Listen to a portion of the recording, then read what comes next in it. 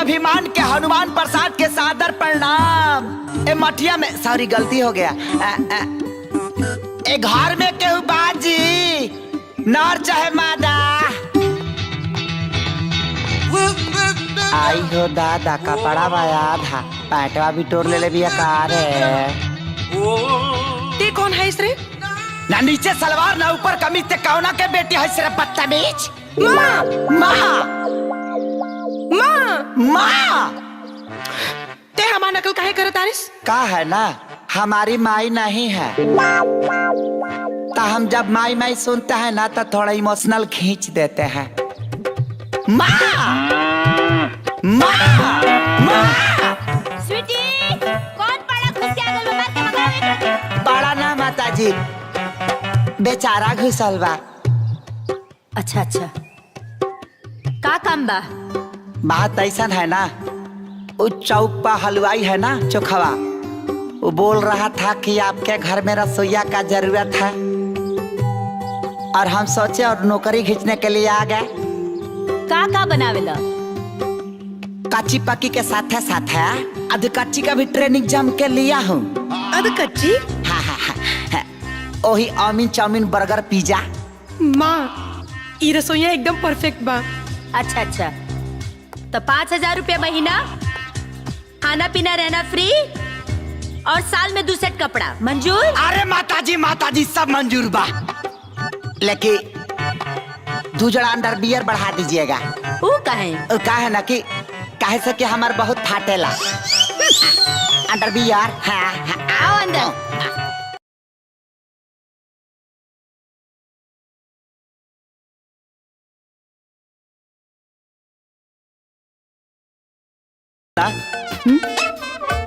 Obama के जाने लू?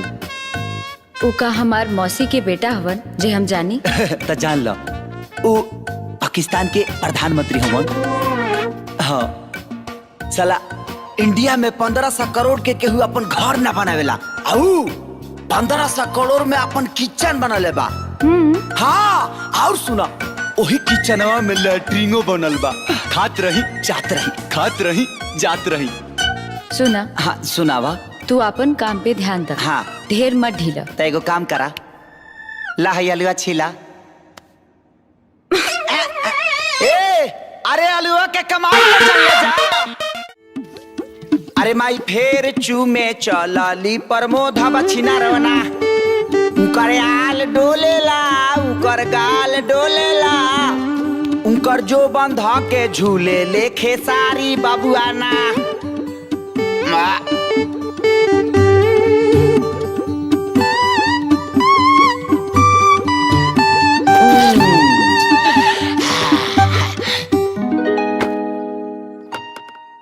माई पानी गरम हो गइल बा आके नहा ली।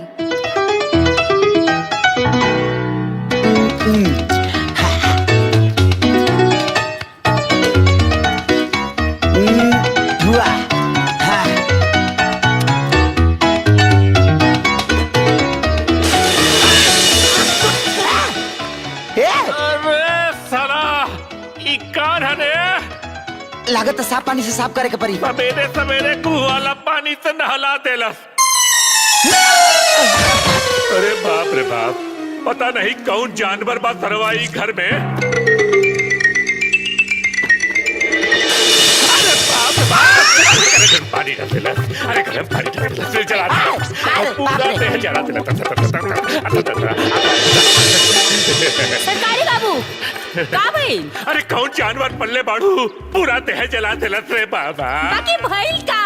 अरे पहले गुहू वाला पानी डाल देलस और फिर साफ पानी के नाम पर खौफता पानी डाल देलस रे बाबा। तेरी पिटिया पोछा पोछा पोछा। हनुमान! अरे बाप रे बाप सीतारामा! अरे बाबा पानी अभी कौन साफ करे पानी? खातिर अरे पानी। बाप रे बाप तू वाला पानी रोका तू वाला पानी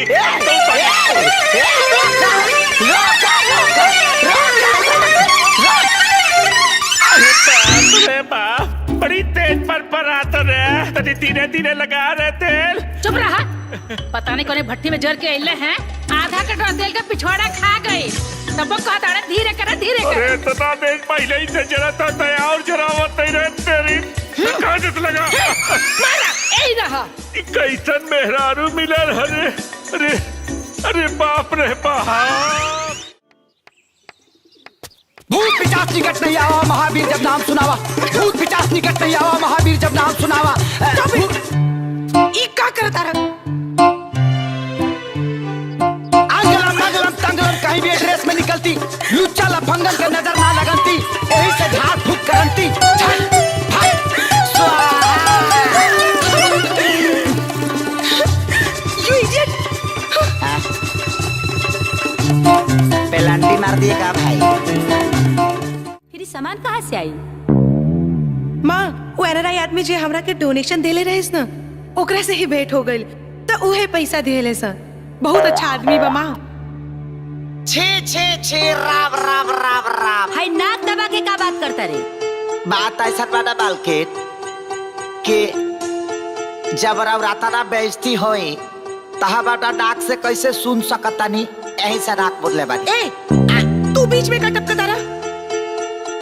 जब हमारा तारा माई के मुंह में करिखा बताई तो हनुमान कूद के कहे ना आई। तू तारा माई के बेटी ना हाथ का दले बड़ू हाथ। तुमको तेरा शर्म लागल? एक तो अनजान दूसरे में जवान। अब तू ओकरा से पैसा ले ले। फालतू बात ना। हाँ हनुमान बिल्कुल सही कहा था। माँ आगे कौनो बात ना। तारा देवी आज ले केहू के सामने हाथ नहीं फैलौले। आज तो बहुत बड़का गलती कर दिली स्वीटी। आगे से ये गलती ना होके के चाहिए। काले सारा पैसा वापस कर दी। ठीक बा माँ।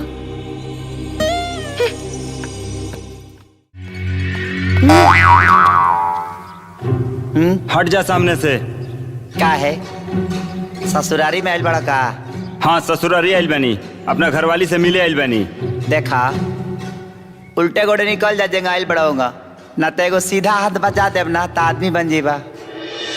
हनुमान कहा घर में सब्जी खत्म हो गई बा, तनी ले आवा ना। हम बाजारे ना जाब काहे से कि बहुत सीरियस मैटर में झुराइल बानी।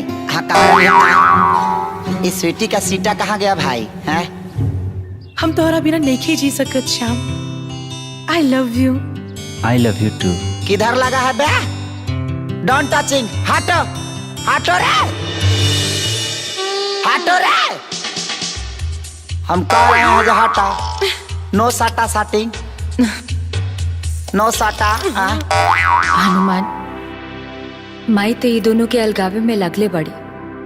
अब तू हो इहे करबा। दो को प्यार करे वाला के मिलावल बहुत पुण्य के काम होला। अच्छा तो ये लाला मजलू हाय आई लव यू 1 2 3 जा ऊपर कर रूम में फिरी जा बाबू लग जा लागो। छोड़ा ना काहे? उगला सहोने हम नहीं कहने का भाई एगो गाना गाली के संगे। थैंक यू मौसा।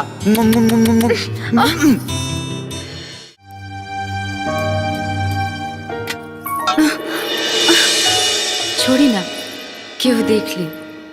टका हो जाई। हमने के रोमांटिक सीन देख के वो अपन नाक से किली एगो चुमा दे देना ओकरा बाद ऐसे चल जाए। ए सर जी यहाँ का होता? तारी बहनी के का होता? तार बहन चाय बनावता रही हम चम्मच छिलावता नहीं। अरे बाप रे इस सार बड़ा बदमाश है। तू आफत चल गई अब दे देना हम चल अभी गए। एगो आदमी देखल तब मन ना भरल, पूरा घर भर के दिखावल जरूरी बा। अब भागे के डाली गरम चाय। काबल जाता नहीं बड़ा मन बढ़ भी है भाई।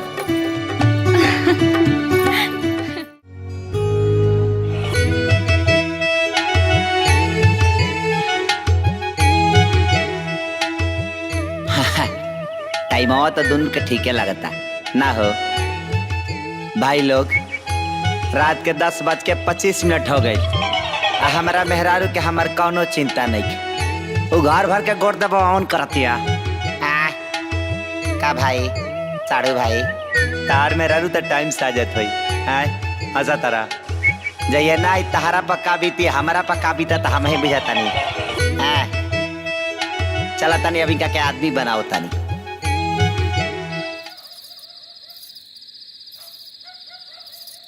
आओ आओ ए दुल्हन अपना पिछुआरिया कुकुर रोता का है?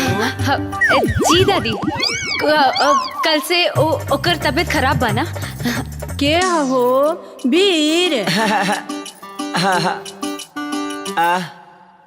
ए बाबू तोरा नींद नहीं खेलागत? ना दादी थोड़ा सा हम देखे नहीं कि तहार गोड़ हाथ ठीक से दाबत है कि ना।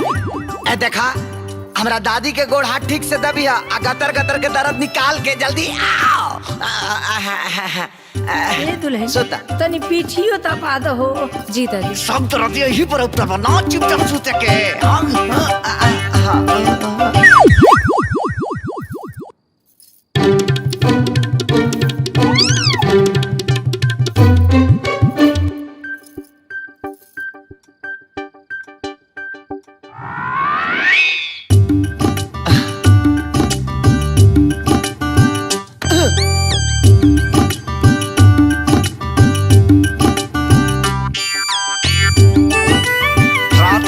बज गई हमार 12 बजाता। अये मेहरारू का तन को अकल नहीं है। अब की तरीके के खींच के लिए बेकरा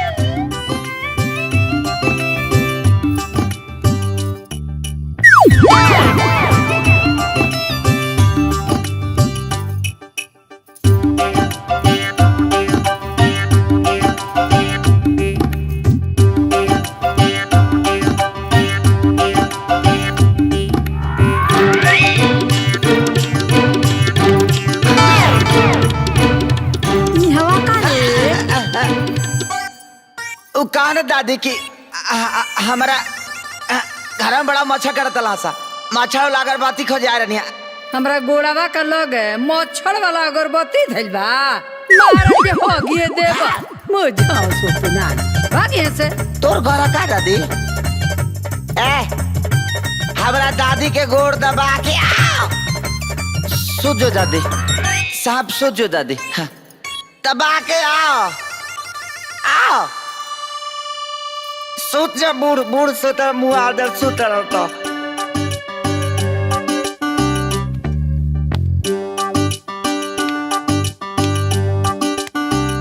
देख ला मौसा बतावा हमार मेरा तो खरनाया न चरबिया है बुढ़िया के देखा बुढ़िया के जब सुते के टाइम होता तबे कर दारा दुपटाता मन तक करता कि नाटिए दाब दी। बताओ दिनों में दबवाली दही हाथवा तो हम नीचे से सुते कि ना। ओह बबुआ वीर अब सोच जा न तो रात तक खराब हो गई कल के दिन में बिगड़ जाई का चाचा। गुड दुख हरिया रात। सुना दुल्हन बहुत रात हो गई बा अब तू छोड़ा गोड़ मत दबावा अब तू जा। अब तू ना जेबू नु तो पूरे रात भर जगले रह जाई तू जा। ठीक बता दीजिए। हाँ